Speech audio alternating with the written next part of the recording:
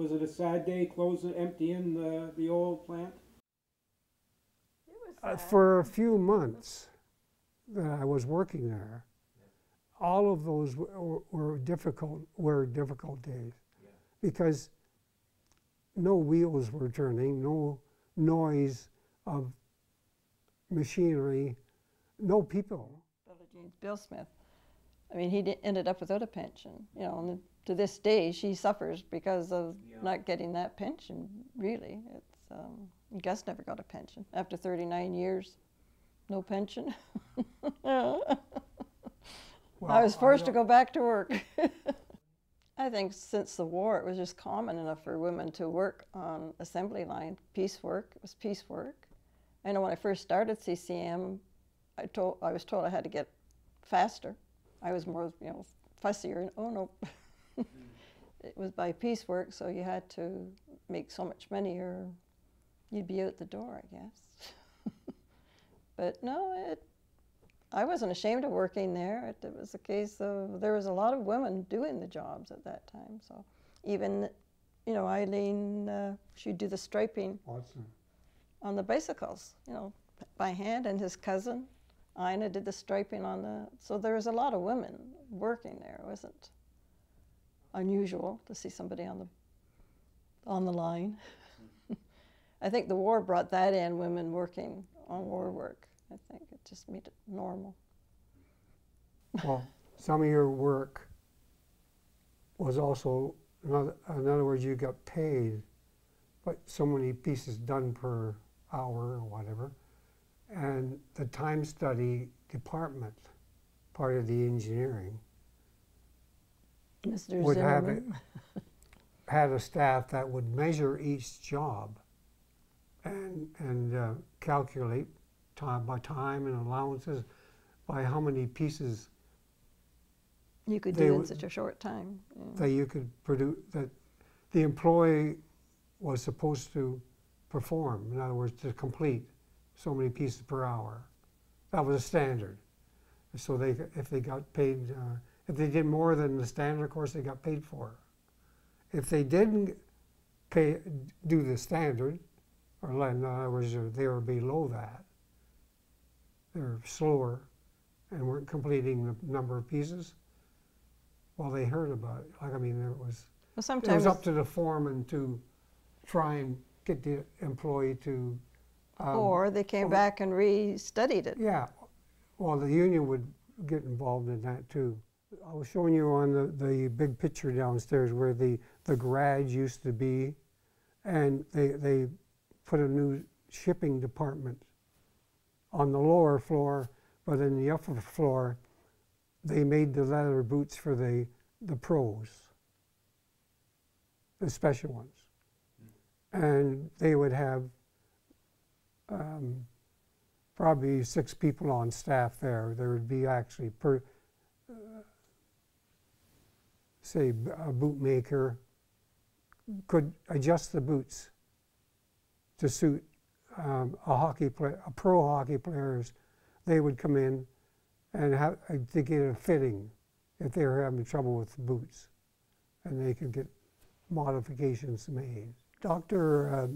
Shakespeare, English gentleman, came to CCM and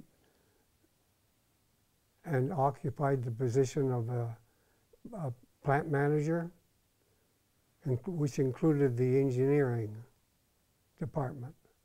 And one of the pieces of equipment that he had developed was a spoke tightening machine to be used on bicycle wheels. It would do both the front and rear wheels and had adjustable tooling for that purpose. With that innovation at CCM, the American companies became interested in procuring these machines, because prior to this type of machine being invented, it was a manual type work to lace the spokes into the wheel. The particular spoke tightening machines were air operated originally, but then were changed into a hydraulic type cylinders at a later date. There were in the States companies that made bicycle parts, but didn't do the assembly work. Didn't do the full range. Whereas CCM made like the 80% of the bicycle, whereas these other U.S. companies would be making 50 or 60. Well, it was just after the war too, and I started there, so it was a case where things were changing. Everything had changed. Houses were being built, and there was industry, and everything was alive and well, and people were making money. There wasn't the sad times that you get now where people out of work. So yeah, when you see these places closing, it's kind of a shock, because this is their livelihood. This was the town, it was the people, it was sad.